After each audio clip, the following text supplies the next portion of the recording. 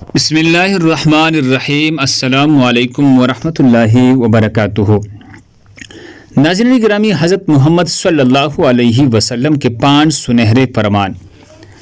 Number 1، تم نجوم کے پاس نہ جایا کرو، صحیح مسلم۔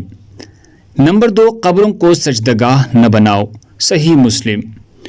نمبر 3، لذتوں کو ختم کرنے والی موت کو کثرت سے یاد کیا کرو، صحیح بخاری۔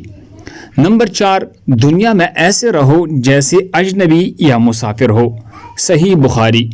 نمبر 5، اللہ اس کے چہرے کو تر و تازہ رکھے جو حدیث کو سنے اور آگے بڑھائے، صحیح مسلم۔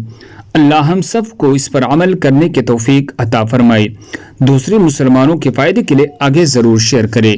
جزاکم اللہ خیر۔